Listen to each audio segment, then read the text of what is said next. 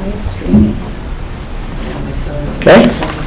All right, we'll go ahead and call this meeting to order. I don't see any changes to our agenda. Mr. Chair, I make a motion that we accept the agenda as posted. A motion, all in favor, say aye. Aye. Aye. The very first on our agenda is indigent business. You're in the wrong chair. So Chantel with Indigent Services.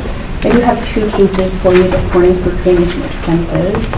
Both of them are through Cornerstone Funeral Home in the amount of $1,200. For case number 2023-0003, cremation expenses through Cornerstone Funeral Home, $1,200. The deceased does meet criteria to be eligible for assistance. And county is the last resource for paying these final expenses. There is no responsible party available for reimbursement of this request.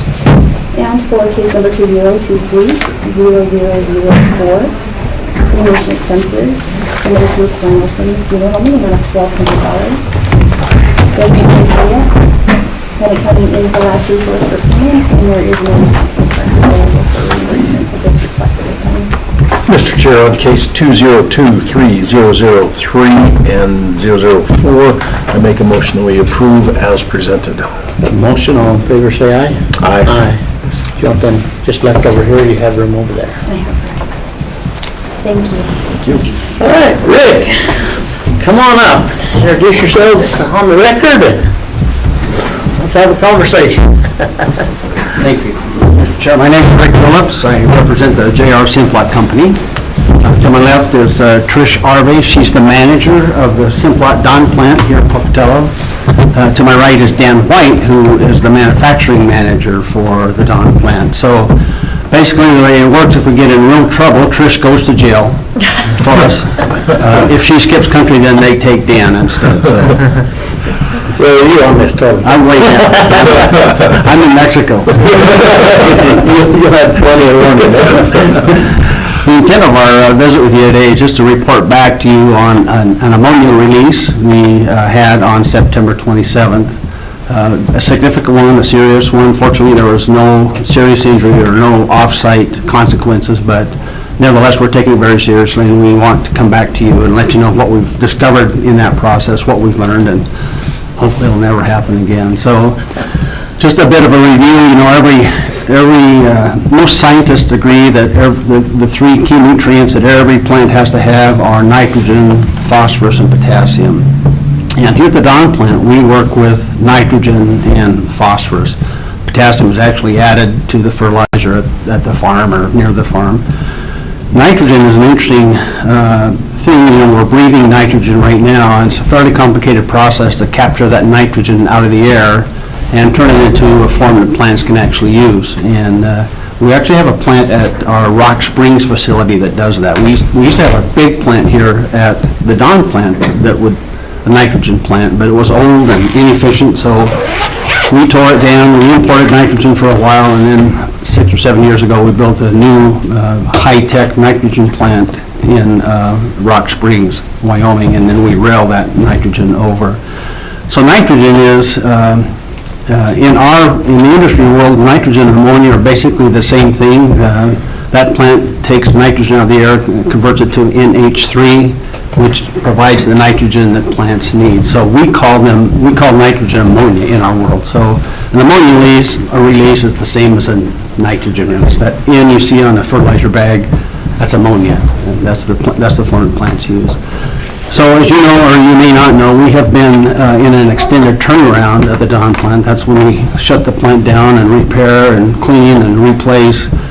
This one has been one of the longest ones in history, about 5 weeks. And we're just cranking up this week. I think over the weekend we started back up and we're back in full production. So, but this incident happened during turnaround, which added some complexities to the whole thing. On September 27th, just after midnight, we discovered an ammonia release.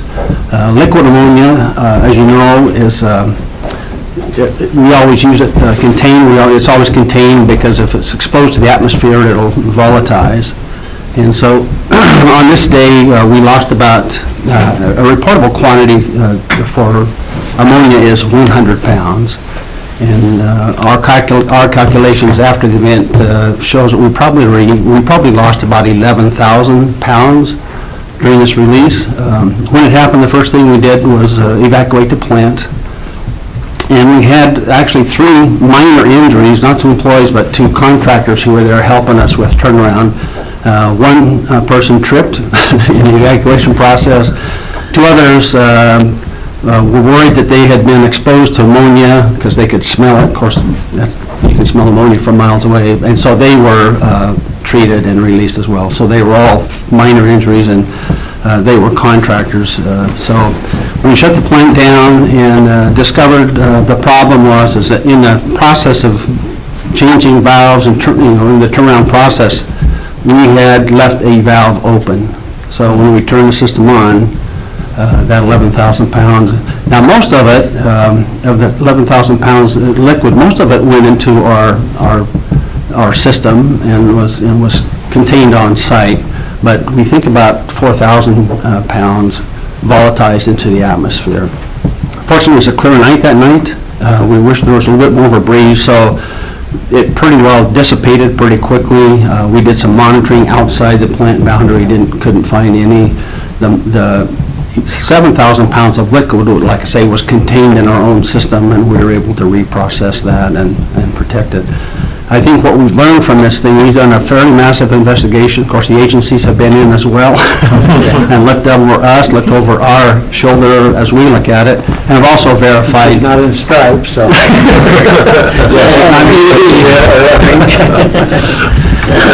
So I think that the 2 major takeaways that we learned from this is building some redundant processes to make sure that everything is in place before we start the plant. There was a human error, and so we got to administratively make sure that redundant processes are in place to make sure that everything is in place before we do that.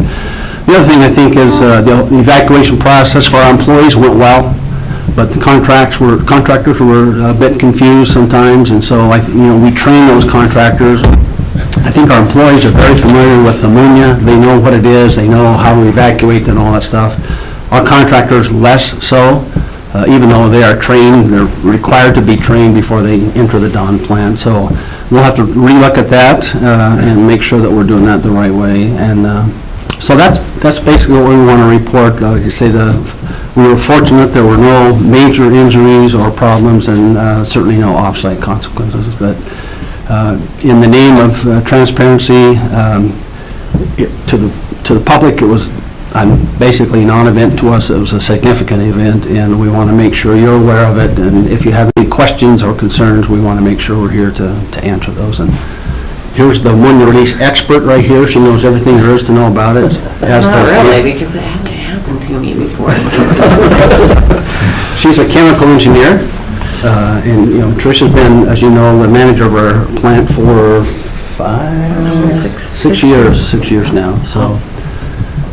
So do you have any questions or concerns? I have a simple question, maybe, but it's not necessarily related to the ammonia per se, but I'm interested in your evacuation plan and then your re-entry plan. Could you talk about that? How do you, number one, train that, or do you, I'm sure you talk about it, but how do you train that, and then how did you determine it was safe to come back in and all that?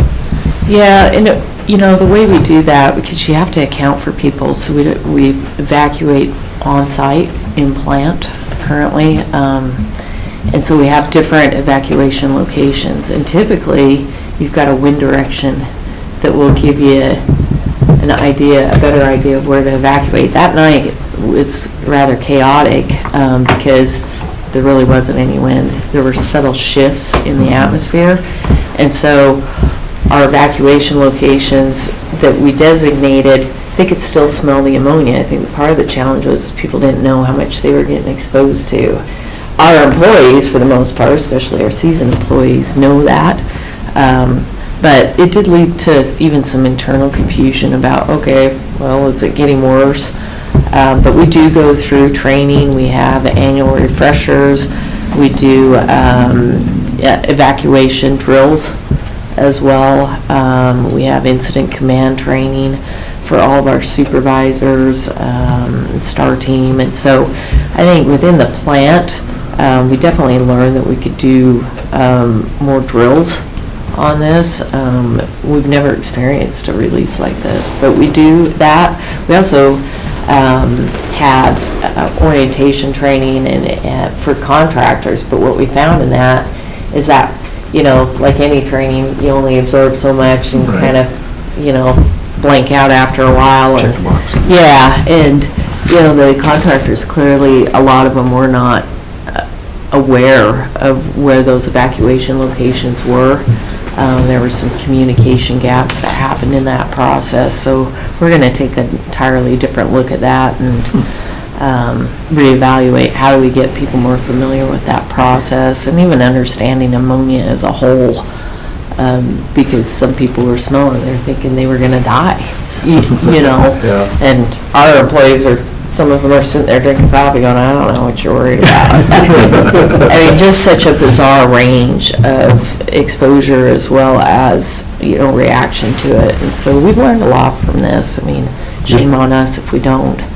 Mr. Chairman, Commissioner Huff, you know, if I can add one thing to that, as I said, we are turnaround, and that really adds to the complexity of it. And at any time during our turnaround, we could have dozens or hundreds of contractors on site doing various work for us. And so I have no idea how many we had that night, but it really adds another layer of worry or complexity when you have an event like this to make sure that they're safe and protected. So, and again, I'm just curious about it because I'm fascinated by that, mainly because of when we had to evacuate the event center with the electrical storm we had during a concert and how big of a goof up that was. And so that's why I'm asking these questions. Yeah. But how long did it take you to evacuate? And then what do you think is an acceptable time going forward? I think We've done drills. I think we've been 15, 20 minutes during days. You know, days you're what, 250 people maybe. The time of the incident, I think we were right at 300. Yeah. Most of that being contract personnel. I don't know timeline-wise. I think we established full evacuation in 45 minutes. I'd say it was under an hour, and I think a lot of that, there was confusion. We had less than 40 people they could not account for, so a lot of time was spent scanning for them, but it was people on days that had slipped out and not badged out, and they still showed in plant. You get a van load of contractors and you expect everybody to hand a badge to the driver and to hit the reader, and some of those don't read. I think that's probably where that stemmed.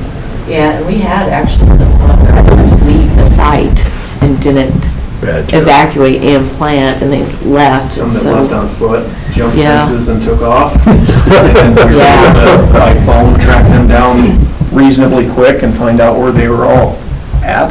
Yeah. That definitely added to the confusion of. We did end up accounting for everyone, but it took a lot longer than what we like, and it, you know, like you said, typically you try to get that between 10 and 20 minutes, but that night it was a lot more complicated than that. And we did have our Wayland system, which is our emergency alarm system, it did not activate that night. Now, that being said, the verbal communication about where to evacuate happens over the radios. Okay. And so we utilize that as our primary communication. And so normally all of our contractors, the supervisors, will have a radio on them. It's a requirement, but some of them didn't. And so that's another thing we're going to follow. You know, doing the drills is actually a pretty good tool to get practiced on and finding out, okay, what hiccups do you have? We're actually going to be doing some incident command training here in a couple of weeks, and we're going to ask some of our other sites to kind of cold eye review of what happened, our evacuation, just so that we can maybe get some insight as to what they might do differently. But yeah, evacuations are tricky. Yeah. Because there's a lot of comments, why wouldn't you take them off site? Well, you have to account for people. Right. And I think we're actually evaluating additional evacuation locations as part of this too, to say, okay, there might be a time where it is better to evacuate off-site, or, you know, some people weren't aware that the lower levels of the gyp stack was another location that you could go to, and contractors certainly weren't going to be familiar with that area. Right. So, you know, it was an eye-opener. A painful one, but we're learning from it. Good. And thank you for answering that. Appreciate that. Commissioner Huff, maybe between the first act and the second act, you could do an evacuation drill up there at that facility. Maybe that's. That'd be more fun than sitting around waiting for the next concert, the next act. Well, we built our procedures pretty good, and we have some more work to do, but I was just kind of curious as Yeah. to what you guys experienced, so thank you for that. Well, we appreciate you coming in. Of course, it always happens on the off shift. Yeah. I mean, and your supervisory crew must have done a good job. They did the best they could with the With the circumstances. understanding. Contractors are almost impossible. They've been in a lot of different facilities, and they get lackadaisical. Doesn't matter how much training you give them. I mean, I've had experience both at Alm and at Ash Grove, and know the consequences of it. So we're just grateful, just as you are, that nobody was seriously injured, and you're using it to develop and learn and grow, but just grateful that nobody was hurt. Yeah. You know, we've had, Mr. Chairman, we've had a considerable generational shift, as everyone has, over the last 5-6 years. And so for many of the employees, this was their first major process like this, which is very, very great training. I mean, you can't, as many drills as you can't simulate a real disaster that's, happening. And we took this very, very seriously. We took it as it should have been taken, and so that work continues. Simplot's a great partner in the community, and so thank you for taking the time to come and let us know today. Appreciate that. Our relationship is built on trust, and that's very, very important to us. We appreciate that, and that's why we want to come back. And if you have any questions about that or any process or procedure we do, you have an open invitation to visit us anytime, and except during turnaround. And see for yourself what happens. There's a lot of families that are fed through Simplots, and so we appreciate that. Like I say, the relationship is great. Thank you, Rick. You're always right there. And good man. Yeah, he can't retire anymore. Keep asking, he can't leave me. That's right. Anybody else have comments, questions? Thank you. Thank you for your time. Thank you for your time. Appreciate you coming. All right, Wes.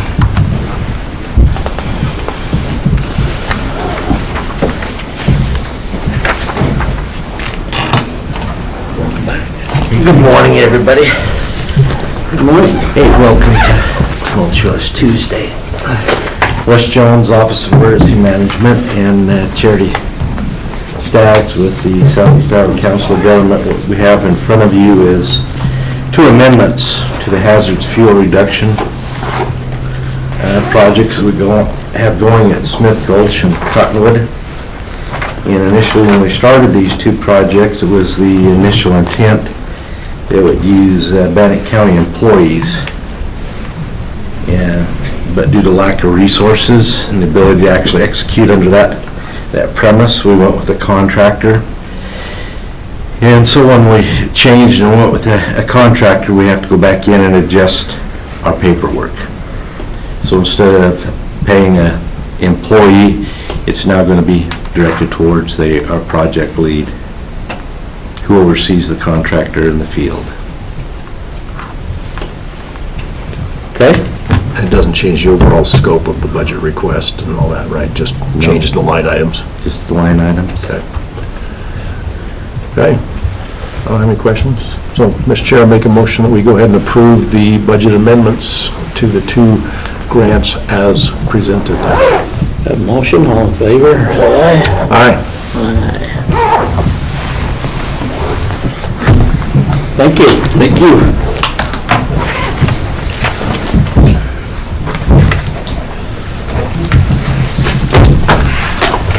All right, you're up, Christie. Just to close our controller. I have a few items for you. The first item is the statutory requirement for Idaho Code 31-1611 to report budget to actual revenue and expenditures.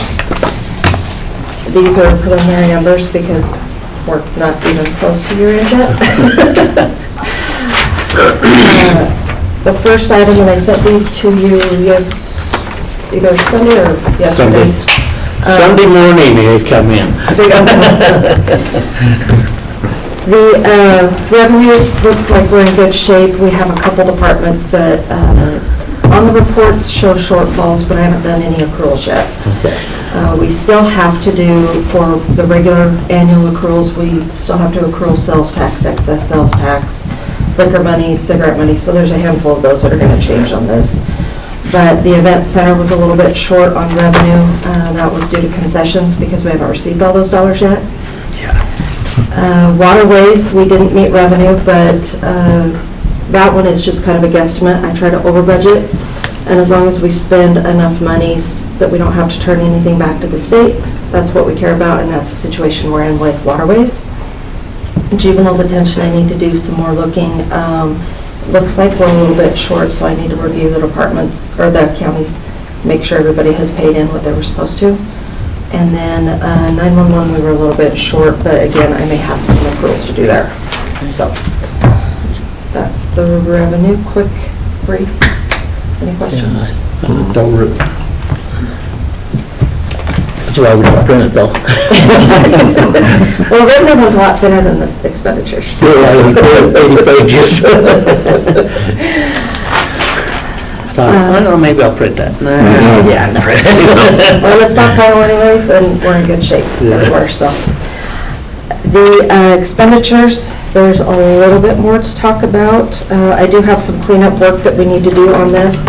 I need to verify some entries, and then if you looked through, we're supposed to have roll-up codes that allow benefits and then operating to all be in their separate categories to see where we're at. And there's a few roll-up codes we need to do some cleanup on. It's showing, like one line will show over budget, and it's simply because it's not where it should be. So we'll get those cleaned up, but nothing of concern as I went through it. We do have, the first item was maintenance. Maintenance went over budget by $64.76, and that was just trying to get one invoice in that we'd let override. There's sufficient money to cover it, so we won't have any problems. There's money in A and benefits, but we also would have reserves. So the other one was share, and I need to look into this one a little bit more, but their allocations for the stipends put them over budget by $280.54. There was sufficient B budget or benefits to cover it, but I'll look and see how that happened. We don't have the same controls with Tyler that we do in payroll that we have for operating. Operating won't allow you to go over budget unless you do an override. Salaries are not that case. We have a spreadsheet, so that shouldn't have happened, so I will look into that. Look forward to the information. Fair maintenance in the operating budget, they still had $67.95. That was one that I was going to follow up with you both on when we were looking at claims for FY23. There were some from September that were paid in FY23 as opposed to being paid in 22. $68 is why that one. We had some rollover, and that was, like I said, in the maintenance. And then in the fair administration, they have $412 left. So I'll look and see if there's any accruals I can throw in to use those up as opposed to using $23 in the fair operations. So along that line, because they submitted them in 23's budget, you can go back and I can accrue them. accrue, okay. And I still need to do accruals. So I have a handful of credit card accruals that I've got to enter still. Okay. And then I've also got to look at what is paid through regular AP to see what still needs to be accrued. Some was timing, that they didn't get them turned in timely. Well, that was part of my frustration was with the fair is that they've turned in so many bills that were last year's bills that we're paying in this year's budget. And I haven't reached out to Jamie to see why. I don't know if it's because they didn't do the follow-up meeting in August and then they didn't have a meeting in September, which would mean they would have turned in all the invoices after the fact. Yeah. So, I was not a fan this year. I left FY '22 open longer than normal. I don't love that because it's throwing us farther behind. We don't want to make that a habit. Well, I felt bad because the 30th was on a Friday, and people still had until that day to get items. So maybe what we'll do is we'll talk closer to year end and see if we can cut it off a week early. If you haven't spent We by the can. last week of the... Let me just tell you, we can. I would do that. I mean, if you're waiting until the last day to spend money, Then No that's... problem. No. And it creates a longer timeline for us to finish out year end, which this year we already have some issues with Tyler that we've got to clean up, but then that's just added to it, so. If you saw in fair operations, benefits were over budget, but the unemployment, or the workers' comp, I think got paid from the wrong department. So I'm going to do a journal entry to fix that, and we shouldn't have any problems with that one. And then their operating for the fair was, they had $4,100 left, $4,180.13. So I'll look for some accruals there. Get that cleaned up.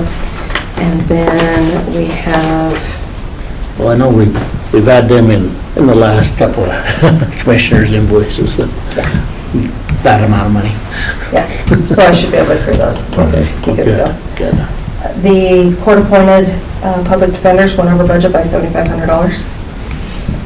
We have sufficient aid budget that can cover that, so overall, they won't go over. There was a lot of startup costs we didn't anticipate or have a good idea of what the budget was going to be. We So- still don't. Yeah.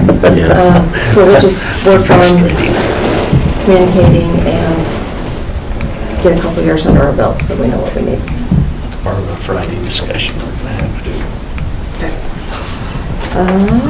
Veterans Memorial left $90,000 unexpended, which is extremely unusual, but that's different management that is creating that.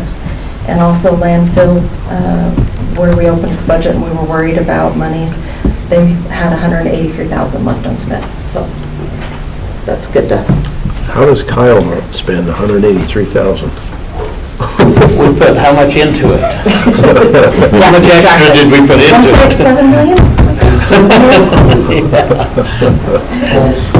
And I'll verify that we don't have any accruals, but, because we may have some last minute contractor ones, but He didn't underspend, we just added to the pig tree. the last one that went over budget was our health insurance, went over by $188,000. That one is, it's going to be higher than that because I still need to adjust for our year-end balances, but I won't have that number for a few months. Okay. So we do have sufficient reserves in there, but But that's an area that next budget year, we're going to have conversations about Yeah. well, co-pays and stuff. and that could be a conversation that we start sooner than later. Oh, yeah. But, so that's where we're at preliminary with budget action. Okay? Any questions? I don't. No, thank you. Okay. The next item I have, by the way, the only option was 10 minutes, so that's why I was only given 10 minutes. But anyway, You sound like the other side of the table now. hey, I'm covering it fast though. The next item I have for you is to adjust the event center budget. Shanda has 30 minutes down on her paper, so I don't know where you do that. I don't know how she does that. Wow. I can do this in 10. But you have two sheets, so you got 10 minutes Yeah, I have a twice. last minute. The next item is to consider the reduction of the event center budget for concessions.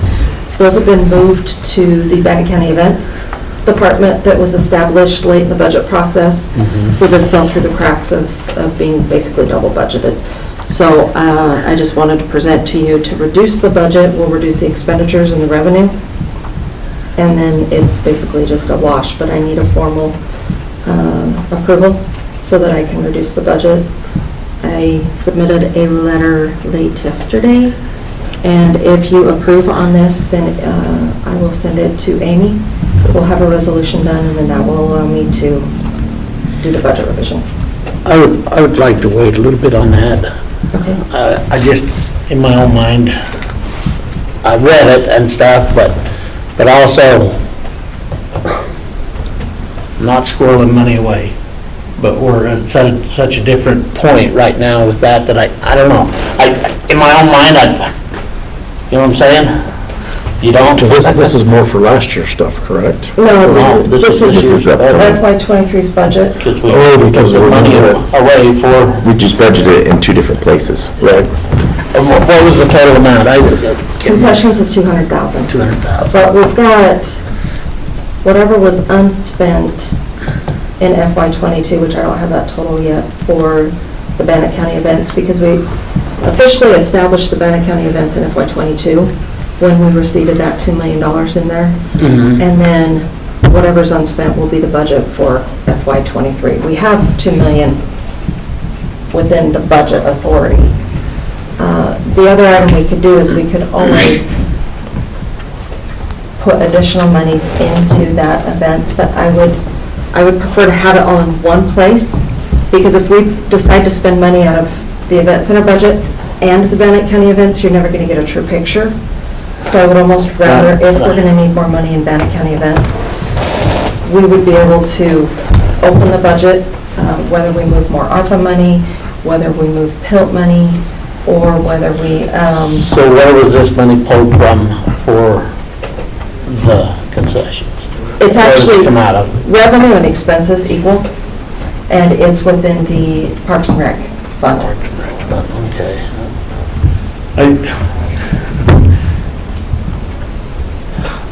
I'm just, as I've talked with Scott so much, and there's so much still up in the air, that I'm not positive, and I want it to be successful. You know what I'm saying? Right, but we can still open the budget down the road, and if we do this, then it gives us a clearer picture moving forward, like Well, Christie's saying, of actual I'm not saying leave it separate. I'm saying we could put it in that fund, or, We can't transfer. Because there's no revenue to transfer, because it's revenue neutral. okay. So we're anticipating 200,000 in revenue to spend 200,000 in expenditures.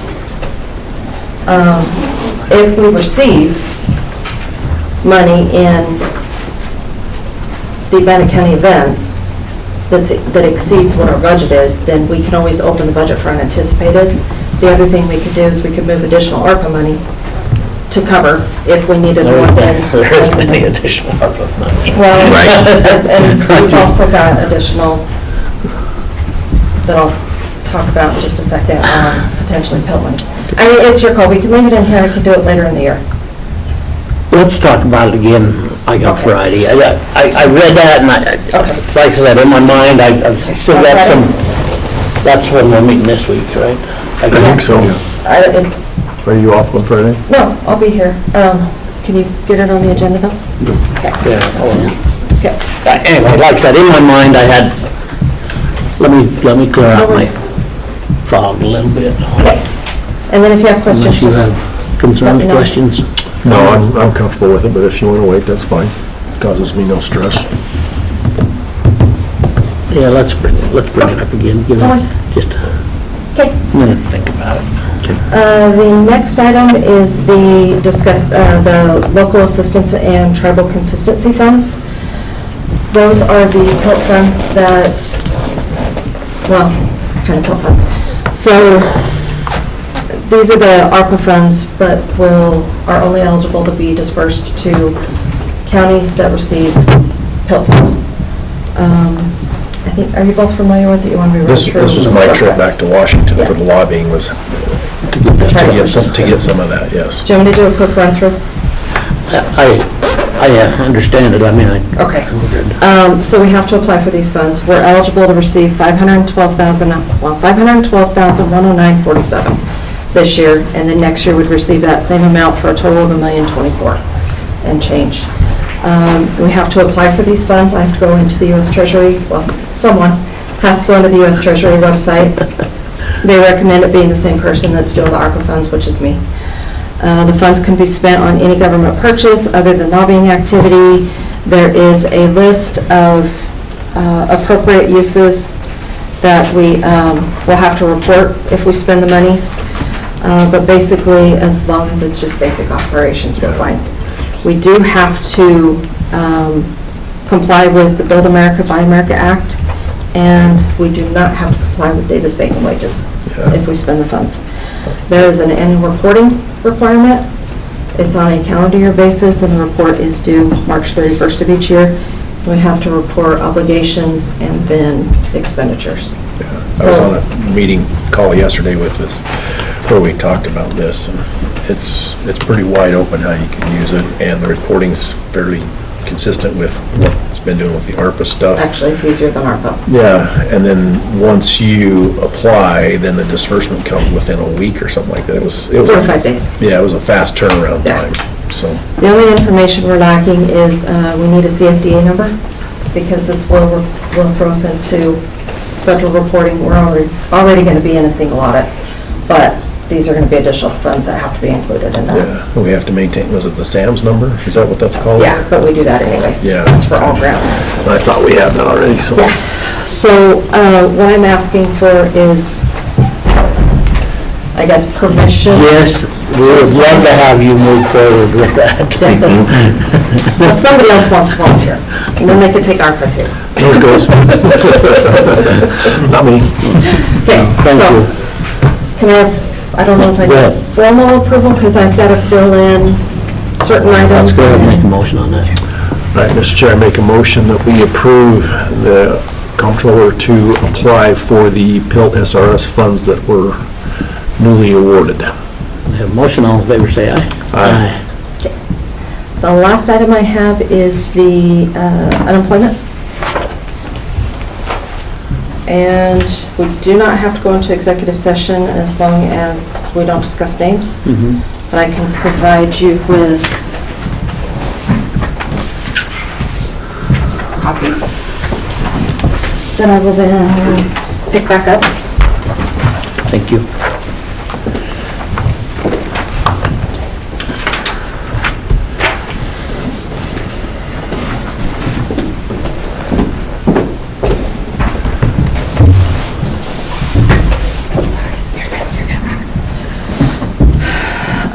We have a couple credits on here, as you can see, and then the other, basically 3 employees are temps, which is why we have to pay unemployment on those.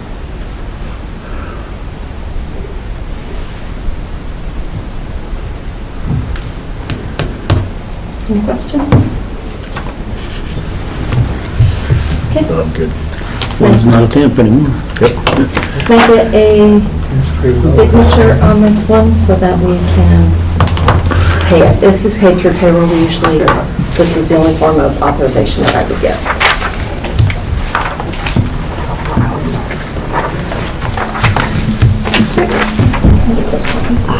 You got your papers.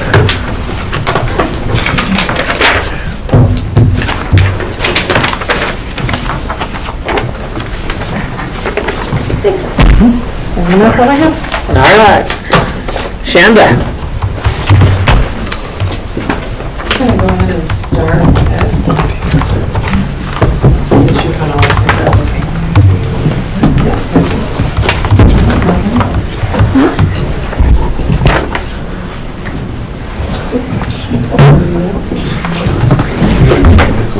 Holy cow.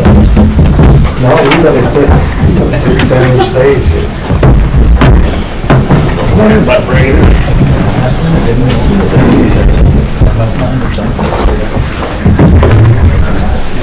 Good morning, Commissioners. Shanda Crystal, Purchasing and Economic Analyst. I have 3 items before the board today, and would like to start with the third one. I originally asked for a potential signature on addendum to a contract with Headwaters. That is not ready yet, but we want to talk to the Commission about everything working up and to that is going to produce that addendum to the original contract with Headwaters in regards to the Safety Assessment Center. We'll kick off and just go around the room, as I have quite a few guests with me today, and just list off, if you will, please, your name and your title and who you're with. Kyle Burmester, Public Works Director. Ted Booth, Booth Architecture. Dan Kendall, Project Manager. Todd Mager, Juvenile Justice. Matt Olson, Juvenile Justice. Brendan Baker, Headwaters Construction. Dominic Bell, Headwaters Construction. Okay. So at any time, as this is going to be a discussion, right, if you have any questions for anybody on this board, right, feel free to stop us. But we did want to start with just a process. I would like to turn the time over to Brendan with Headwaters to give you a high-level overview of the bidding process that we went through as Headwaters ran that for us, and the outcome of that process that we went through. Yeah, thanks. So in approaching this project, we worked in advance of going out and publicly advertising the project. We worked with the architect and the county to establish scopes of work for every trade. We put an advertisement in the paper and ran it several times to make sure that the public at large knew about the project. We followed all the procurement processes for public works projects. Put the project out for bid and sent it out to about 3,000 contractors in the area, and received a really good turnout. Many categories had quite a lot of bids, and really went through a good competitive bidding process. And Commissioner, we were even able to, because we have a list of contractors that we work closely with on projects that we have here. So I was able just to forward all those emails over to Headwaters, and they were able to invite them directly into their system. So that was a great combination on our part. Yeah. So, and the process, really, we had actually a public bid opening in this room, and had a great turnout. And I don't know the number of bids, but in many categories, 7 or 8 bids in each category, and really got good competitive numbers. So. So that's kind of the process we approach this with, to make sure that we kind of cross our T's and dot our I's. We do a lot of public projects, and I always want to make sure that we're being open and transparent with the public and giving everyone the opportunity to participate. I do have to say that I have been impressed with Headwaters, as this is our first project that we've done with you guys on your knowledge of Idaho code and what we needed to follow. It seemed like every time I had a question or a concern, right, want to make sure that we did it like we would with Bannock County. They're like, oh yes, this is the process that we do for this is how we handle that. So it's been really nice to be able to work with somebody that is very aware of the constraints that we're under and the rules that we have to follow. So that has been a great process, so thank you. He mentioned the bid opening that we had, and we were fantastically thrilled with the number of vendors that bid those projects. By reviewing those and putting them all together, we did find that we were well over our original budget that we had anticipated. Can you speak to an exact number? I did update them last week. I threw out about $500,000. Yeah. But I knew that was not the exact. Yeah, so right now I'm just pulling up the printout from this morning. We're at 1.64. I'll give you the exact number. $1,642,131 is where the current number is right now, which is, as you know, well over where I think the allocated funding has been for this project. So we're in the process of figuring out what options we have to get us on track as close as possible. So that is what I want to review with the board next, is the process that we've already gone through to value engineer the expense side of things as well as the funding side of things, and then have a discussion with the board of how other avenues that you would like us to travel down to be able to see this project move forward. Sounds to me like the project is done. We'll have another $640,000, in my opinion. I'm not willing to say that yet, so let's look.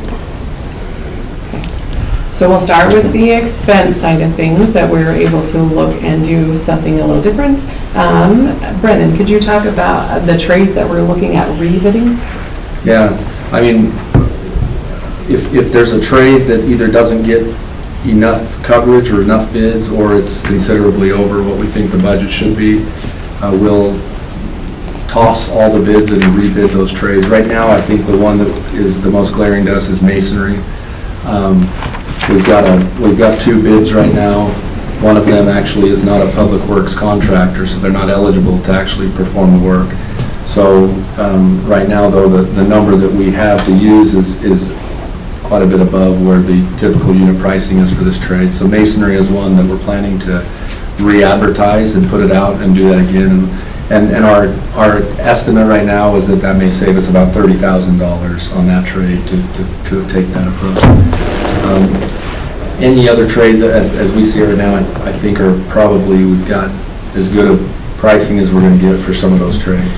The other thing that we're considering are some alterations to the design, to our systems to help, help to get the cost down a little bit. And so we're working with booth architects and trying to approach any ideas that we think. Right now, we've came up with at least $75,000 of, I think, pretty good options to make adjustments to the design, and we've probably got another 25 or something that we are working on to see if we can get. So our hope is that just in looking at changes to design or changes to products that we select to get another 100,000 or so from out of where the budget currently is coming in at. Ted, could you talk a little bit about some of those redesigns about that band and adjusting how the storefront would work? Yeah, we did have, we had a band going around just to break up some of the siding. That was originally a stucco feature, and that came in at about $18,000. Kelsey's in the office right now. We're getting rid of that. It's just going back to another siding. So that would just about entirely go away. We originally showed storefront glazing, which is basically what we have here. It's a nice commercial aluminum type window. We had those everywhere. We have 35-ish windows in there. It's a more expensive way to go, so we're still looking to keep the aluminum storefront on the entry, because that's where our door just is, again, or the courthouse. They're a nice, sturdy aluminum entry, and we would like to keep those at the entry. But as far as the 30-plus windows, we're looking to go with a mid-grade vinyl window, and we do put those in commercial applications, but that should be a substantial savings as well. And none of the adjustments to the architecture is going to weaken or, make it any less of a strong, long-standing facility.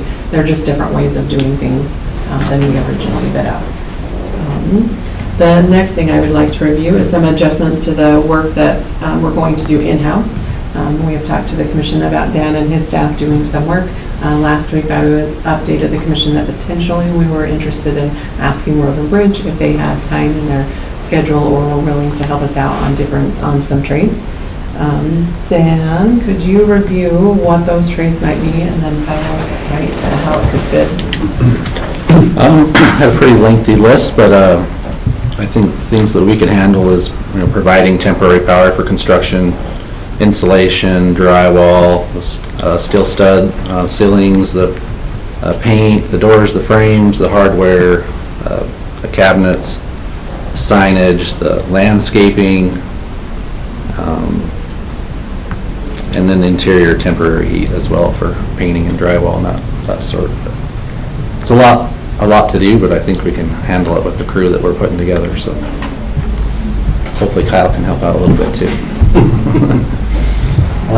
We talked about maybe just the removal of asphalt, clearing the lot out, and once the project's done, replacing the asphalt, so mostly the asphalt work. You'll have some savings to the county doing it, but you're still going to have the material costs and all that, so it's not quite as big of a savings as just cutting that line item out. And so none of it that we do in-house is going to be zero, right? All of Dan's that he listed out, right, are going to be materials for sure, depending on if it was approved that Road and Bridge did the work, on whether or not that we needed to pay their labor. So those, if we walk down that path, right? But it's just something that we wanted to look at and know if we had the ability and the schedule to accomplish any of those things. So we do appreciate Kyle and his willingness to help us out if approved. So that is just some of the expenditure side of things that we were trying to reduce and adjust, not knowing where the new bids might come in at, not knowing exactly where those material costs are going to lie. It's tough to put an exact number on it, but could I roughly estimate group $150,000, $200,000, give or take, that we're looking at adjusting from that initial 1.6. Yeah, I think it's a fair range. Well, we still have our work cut out for us. We're still meeting with subcontractors and trying to pin down exact numbers, so, yeah. What did Boise build their facility for, Todd? Well, Ada County had a grant for, I believe, $610,000. They are, based on what I know about it, moving in a modular building. So that's what Ada County's.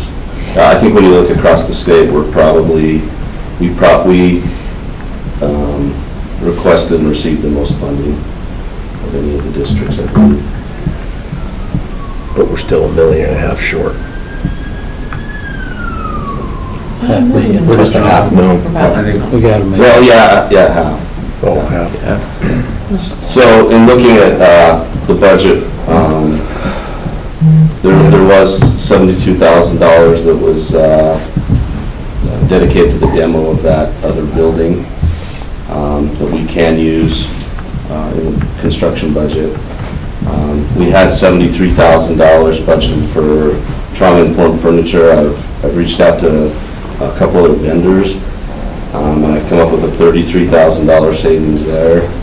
When we looked at the software, initially Tyler Technologies quoted us around $60,000.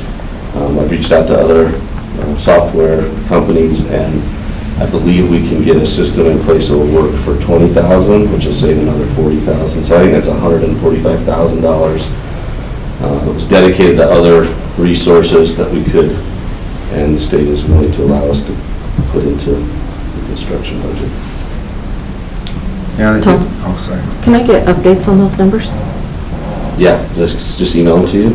Yeah, that'd be great. That way I can keep track of what's out allotted where. Sure. Yeah, I was going to say, so as I mentioned, we're at 1.64 overall. That, you know, with the number, Shannon just talked about a few categories that maybe we're able to shift some of those to add more into the construction aspects of the budget. With that in mind, that puts us right almost exactly at 500,000 over where we should be. That's before the design changes and savings. So if we were to accomplish $100,000 in design change savings, that puts us at 400,000 over budget. And then you look at these items that you're mentioning now, another 100 and some odd thousand. I mean, you can see the numbers getting closer, but there still is a distance to make up. It's not $1 million, but it's, you know, 200,000 to 300,000, 250 to 300,000 is probably what we're realistically talking about. And that was what I was estimating too, so that's good to know that. The final phase that we looked at is reaching out to other partnerships, people that are going to benefit from this facility. The intent of this facility is to be a community, you know, bring the community together for those services for the families, for the citizens here in Bannock County. So Todd, can you speak a little bit to the different agencies we've got? Well, so we have, you know, the Idaho Department of Juvenile Corrections. Well, they put forth $1.28 million. It was a $6.5 million grant funding. I reached out yesterday to Holly to see if everybody had cashed in or if anybody had turned back money. I haven't heard back from her. When you look at the organizations that would use and benefit from the assessment center, I think the school district, Hotel School District would be the largest one. I reached out to Tanya Wilkes yesterday. Initially, she said, we just purchased, you know, $12.1 million in properties and there isn't funding. As I talked to her a little bit about kind of the benefits, she actually had some ideas and said that she would get back to me. I do have a meeting with her this afternoon and I'd like to put some numbers together. You know, I think Matt can talk about you have numbers as far as about 70% of the kids that are coming through the justice system are referred from the school for behaviors that happened at school. Is that about right? Yeah, 63%. Okay. So I do think that reaching out to the school district would be good. When you look at the other counties, we're probably only going to serve, you know, about 5%, I would guess, based on current numbers. You know, it would be 5% of the assessment center population, based on what the other counties are currently serving through juvenile justice, we have a large number compared to what they have as far as the families are serving. Jason? I think what we need to see, what I would like to see, and I think what the commission needs to see before they can make a decision is this. We need to see how much over budget we are right now. And then each one of these things that you have each suggested for a money savings in your different venues needs to be put on a spreadsheet to say, if we change the architecture in this way, it will save us X amount of dollars. And if Kyle does the asphalt, estimated savings here, so we can see actually how close to that bottom line we're going to get, so that we have real numbers, basically like bidding out a savings before any sort of a decision can be made that's an educated decision. But I'm concerned with completion date with too many setbacks, so I'll have to do that pretty quickly. So we have talked about that completion date a couple different times, because we do feel as a group that as we move forward, right, we haven't given ample time to reach out to other people that could put into this facility because of the time frame that we have, right, and that looming deadline that we've got to get in. The state has agreed, right, that as we request that funding by the end of their fiscal year, that we could have some time to finish up and report.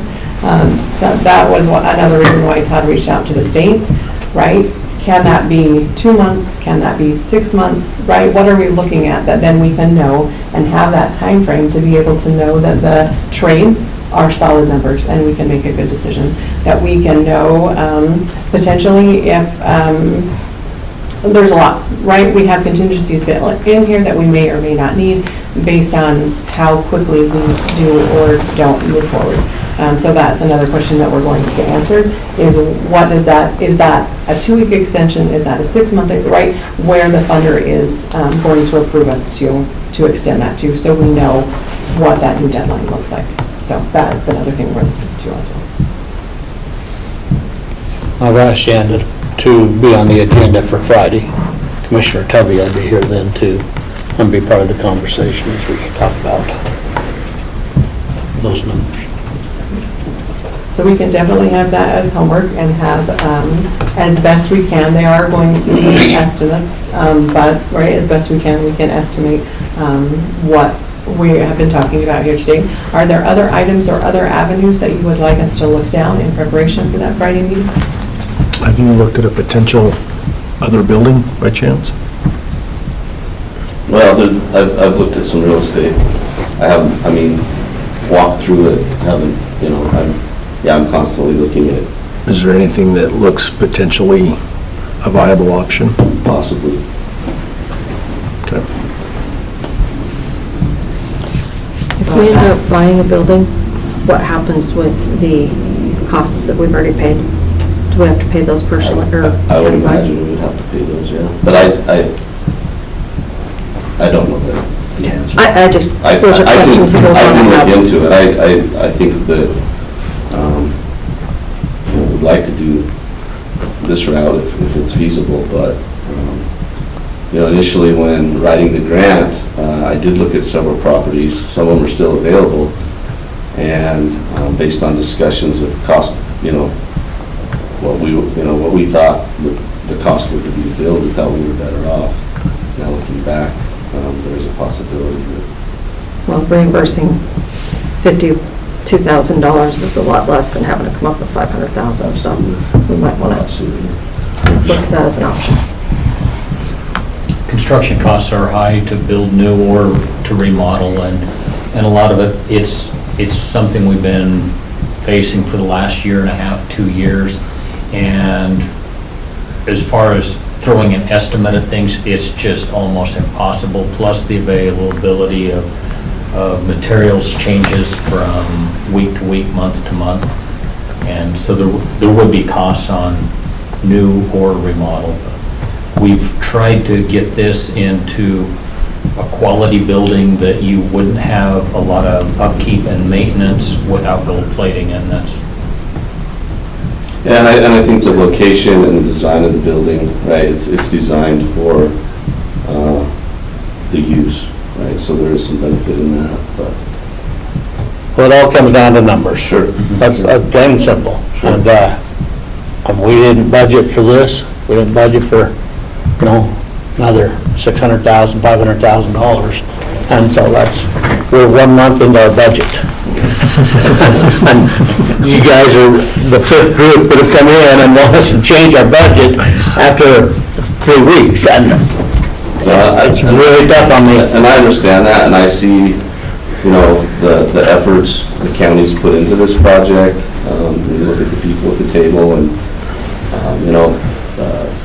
giving up, time away from their job to look at this. And so I think reaching out to the school and people would be good. I didn't have specific numbers of what we were looking. When I talked to Tanya yesterday, she said, well, how much are you thinking? And I'm like, I'm not sure. I can't really give you that answer. But if we had a specific number and began to reach out, I think it would be helpful.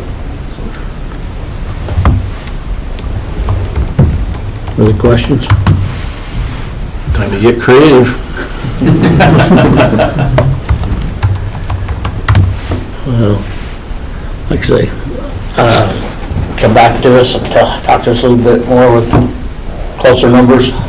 Commissioner Tubby will be here on Friday with us, and we have a more in-depth discussion about it. So we can list out those, written out, what we anticipate to see, and then as well as that other building. Yeah, come with some options. But I'd say, like I say, we're on a very tight timeline, and we got to have the options of what choices we have at all, if any. Okay? Thank you. Thank you. Thank you.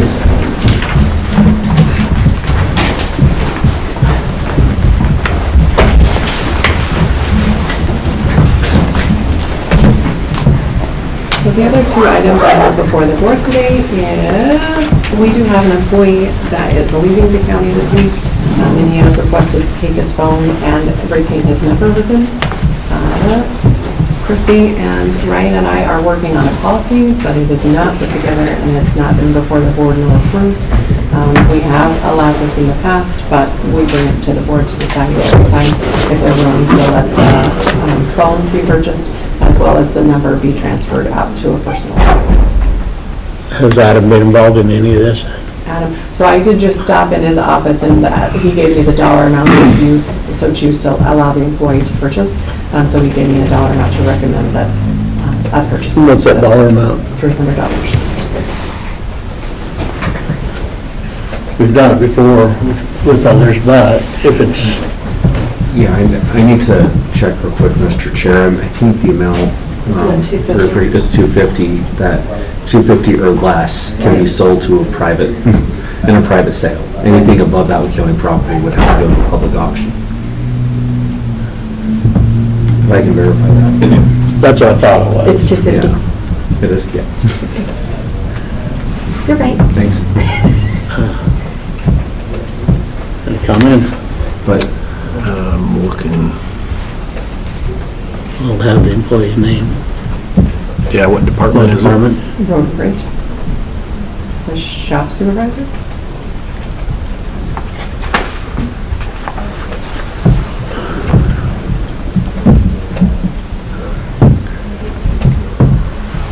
Sounds to me like we either have to come down to 250 or we can't do it. So I did just pop into Adam's office, right, 30 seconds before I walked in here. I could see how he came up with that number. First question is, why did the shop supervisor have a cell phone? Kyle? Was the shop supervisor? Yeah, or shop foreman, is that, yeah, supervisor? Just that he gets called in for all the equipment, things that happen, landfill, open 6 days a week, sheriff department, he's the one that gets them what they need. Okay, and then how long has this individual had this phone? Bob had estimated about 2 years, if that sounded. For how long he's had a work phone. Oh, he's had a work phone for a long time. This one in particular, though, if that's what you're asking. The age of the phone itself, sorry. Yeah. Because the individual that's leaving hasn't been in the foreman's position or the supervisor position that long, have they? Well, he had, I think we've moved it, but he had one, I think, in his last position too. We've had a work phone for a while. So I don't know how new this phone is, but offhand. So if we say no, it would stay here and become the property of the new shop supervisor, instead of having to buy a new one for a new shop supervisor. Kind of where I'm at. Okay, if the phone is 2 years old, it would be eligible for an upgrade, and it would be potentially $20 to $100 to get a new phone, just so the commission has that information. But I could verify the age of the phone. I could ask Adam how he came up with the dollar amount, or, right, the commission can not allow this one to go at this time. So in regards to that number, is it a published number that everybody knows that that is the shop foreman, or is it just? Okay. All right.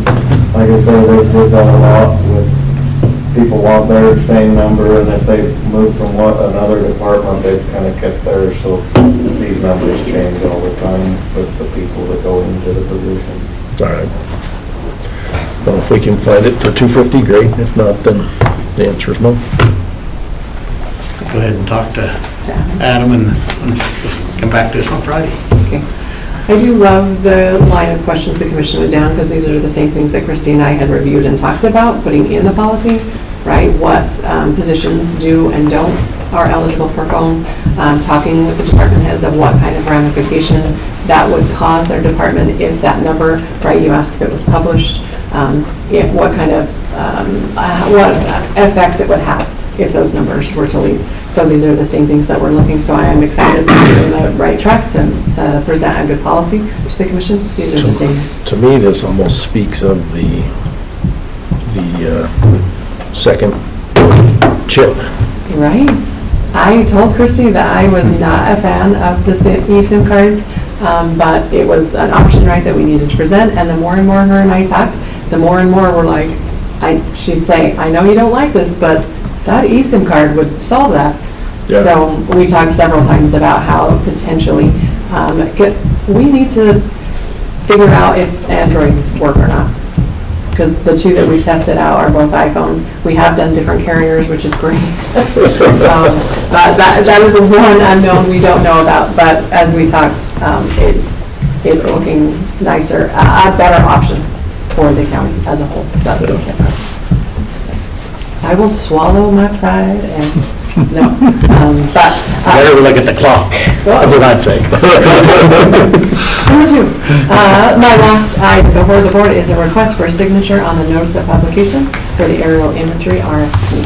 That came before the board last week, and it just needs to be published and out on Bonfire. Mr. Chair, make a motion that we authorize signature as presented. Motion, all in favor, say aye. Aye. Aye.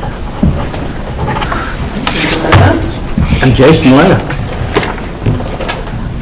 You get to sign. Oh, okay.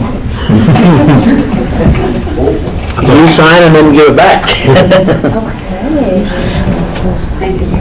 Right here, where it says- Yep.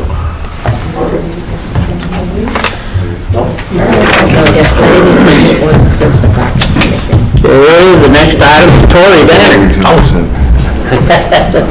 Just a signature. Just a signature. Mr. Chair, I make a motion that we authorize signature on the agreement with Ada County and Pathology Services. Mr. Chair, I've been talking with the coroner about this, and I've been trying to get in contact with the Ada County Prosecutor's Office Civil Division. The only part about the contract that I'm concerned with is the indemnification clauses that are in there. And so we just have, I put a couple calls into them. They called me back once. We've been playing phone tag, but I would suggest that we line out the indemnification part until I get a chance to talk to him, and that way it would go back really as not a signed contract, but as a counter offer. And then if we arrive at a solution, we can bring it back. It hasn't been signed by their commissioners either, so. Right. But I understand that, and I don't know if Troy's here, but his concern is if we do have an autopsy that needs to be done, we don't have a contract in place, and I understand that, but. All right, Mr. Chair, I'll make a motion, or I'll amend my motion that we approve signature less the indemnity section and send it back to Ada County as a counter offer. We have a motion, all in favor, say aye. Aye. You get to sign that one too? I feel the pressure. Sorry to interrupt. No, I appreciate that very much so. That's why I left earlier in the meeting too, to go see if I could get a hold of him again. I figure that's why you relate to me. That's my agent. All right, now you're Kyle. All right. Kyle Bannister, Public Works Director. First off, we have kind of what we were just talking about. We have the Idaho Power, we did cross that out to see, as a counter offer, to see if they would go with that, and Idaho Power, as far as I know, will not. Did you hear anything back? I have not, so. So they are still under the impression that to the extent allowable by law is good enough, and that's where they're at with the hold harmless indemnity part. I don't think that's good enough. I know Alan did some research on it too, where we have the same concerns. We just want to take that section out. I did put a call into the attorney information that Kyle gave me. I haven't not heard back from him, but. So we're gonna have, there'll be other parts to it, but the other agreement we have with Union Pacific's gonna be the same holdup, is they kind of state it the same way, and everyone I'm talking to says that works. That you have that to the extent it may lawfully do so. And all our contracts have that in them, and the Union Pacific said, no way, they're changing it. Guess you don't need that property anymore, do you? So we can only do what the law allows us to do. So you find out, and then we'll hold off on both these. You find out, and you come and give us the advice. What does it cost us if we don't sign these? This one, if we want to keep that property, it has to be done by the 1st of November. That's where we stack all of our salt and sand, so we would have to remove what we have there and find a new location for it. The other one is we're trying to start our agreement in November with selling wrecks and RINs at the landfill, and this is kind of the kickoff to it, and we can't go move forward until this is signed with Idaho Power. So again, I go back to Brian, and in contracts in the past, I'm sure we've had that clause in there. What is the issue with that clause? So we can't, so we have if we have an indemnification clause, it potentially makes us liable for funds that are not appropriated for. So under the Idaho Constitution and the statutes, we cannot agree to non-appropriated expenses in that fiscal year. That's what comes up. So if we're gonna hold, I mean, it could be if they get sued, sometimes like we're gonna agree to pay maybe legal expenses, whatever the damages are, stuff like that. It's just an unknown amount. So it's pretty clear that we can't do that. Is the other agreement that you talked about earlier, do they have that section, or did they kind of set to what the law will allow? Which one? For like Tories. Oh, they had a similar section too. Because everyone we're talking to says that's what they're all gonna have in it, so you're heading down a road that you won't be able to sign any contract. Which is typical in contracts, right, with non-public entities, but it's different with the public entity. We have different rules to go by. Would there be a way you could put a dollar amount in there? That's what I was. Not to exceed? That's where I was going. And I know there's still no guarantee that you would have budgeted money, but we tend to budget a set amount for attorney fees, and we tend to budget for contingency. The lowest we've ever had contingency since I've been here is 200,000. But if we could put like up to a dollar amount, would that, I love what you're saying because I don't want to have something that's, an unappropriated. Yeah, the biggest But- concern is having an unknown expense, a possible unknown expense that we have that's not appropriated for. And so, I mean, could a dollar amount put in there, if we use the words maybe, I mean, that's something we'd have to look at. Okay. I just know that, and I know that's been in contracts in the past, Mr. Chair and Commissioner Huff, but it's something that I know our legal department has made an active effort to try to eliminate because, in our opinion, they're not supposed to be in contracts with the county. Plus, then we don't have to come up with some random arbitrary amount of money. Right. Right, which is good, and I appreciate that, and I appreciate where you were going, because that's kind of what I was thinking. If, to me, that would satisfy both. They still get their indemnity in there, but we have it capped as to what our exposure would be. Here's the problem, though, is if we have 5 contracts out there with a max of $50,000, we've now obligated to $250,000 potentially. So my question is, So I kind of, if the contract contradicts itself, and just like Kyle said, to the extent that the law allows. Well, if the law doesn't allow us to indemnify, and have other parts in there, does that cover it? So we've been researching that, and I know Alan brought to me an opinion from the AG's office, and that they don't think it really has that big of a legal effect, just by saying as far as the law allows, and then So the brings point, over this. Now, as far as case law, I haven't seen any information on that yet. I know I'd be more comfortable just to take it out.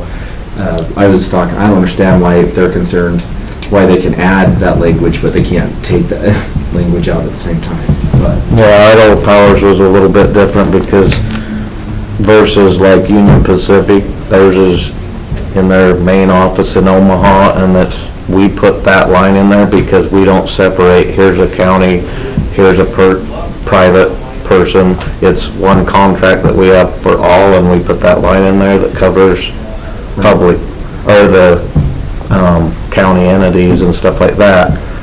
And they're just like, that's what it is. There you go. But Idaho Power, we went to them, and they actually would add as a line. So I don't know how they can add a line and just not take it out if they could add a line, but. Mr. Chair, Mr. Commissioner, I am happy to continue to try to reach out to their attorneys to see what we can do to resolve this and get some more information to the commission as well, because this has been coming up a lot. A lot of people have questions about it, and I think this would be a good one for us to sit down and educate everybody on why we feel the way we feel about those indemnification clauses. looks like another Friday. And I do understand Kyle's plight, so to speak, that, time is of the essence here, and so we look on it, but that's. Well, my one thing too is it's just kind of, I don't know, it'd be nice to reach out to other counties too, to see, from who I've talked to, they're all signing these same kind of things. well, All the other counties. here's the problem with other counties, is they do things that they shouldn't do. Well, that's Because I've had why, that thrown at me, well, you can't do that financially because this county does it, and I'm like, shh, wanna bet? Because they may not be doing their due diligence. that's correct. We always do know. Exactly, which is why Brian's saying what he is. That'd be lessons in Well, other counties. in regards to what Christie said about the 250,000, if we can put a smaller number in there, 10,000, 15, 20, something minimal, to help us get through this while we work through a bigger issue. Because I can see Brian's point, and I respect that. I also understand Union Pacific is not gonna budge, because that's who they are. And so, Idaho Power. They're not gonna come kick us off the property. So, They got a lot of power, I know they got a lot of power. what we can do by Friday. See if we can get an answer. Okay? Okay, Friday. Thank you very much. Thank you. All right. This is an application from the Board of Guardians for an individual. They just need our approval to put somebody on that board. Has come through our legal office, and we'll start following. Is this scheduled for an executive session? Because there is. They always are.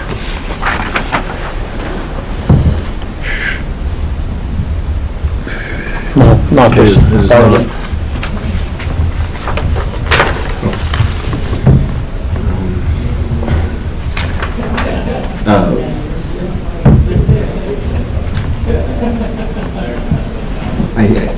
Maybe hold off on this until we have an executive session. Okay. Not saying necessarily that legal has any concern, we don't, but there's just information we want to make sure the commission has before the appointment. Okay. You'll add that to our executive session on Friday. Sorry to add so much on Friday. Why do we even meet today? Well, that earlier meeting shouldn't have been part of this. That was a Friday meeting or a Thursday meeting Which meeting? with that group. Oh, with Todd and company? There wasn't any decision to be made. Wasn't ready. All right. With that, resolution number 2022-85, designating county road for state reimbursement. Mr. Chair, I make a motion that we approve resolution 2022-85 as presented. Have a motion, all in favor, say aye. Aye. And next we have notice of a public hearing. This will be held on November 15th at 11 a.m. Topic of the petition for vacation of road right-of-way. Mr. Chair, I make a motion that we approve the notification of public hearing. We have a motion, all in favor, say aye. Aye. Okay. And next, under letters, we have, under signature only, tax cancellation letter. This was one that BOE decision was made and it wasn't applied. Mr. Chair, I make a motion that we approve the tax cancellation letter as presented. We have a motion, all in favor, say aye. Aye. Need to go that way. Next, we have our consent agenda. Do we want the parcel number on that? For that tax cancellation? Yeah, parcel number RPRCVPS 003000.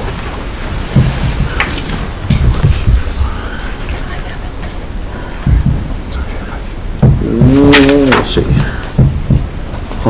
Also, under signature only, there is 2022 subscription agreement for emergency management performance grant. This pays half of our emergency manager's salary.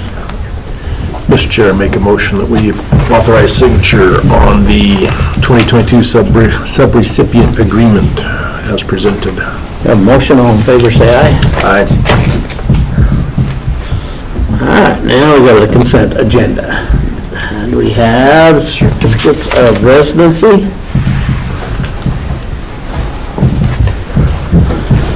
Salary rate approval form. You get your work today, Chantel.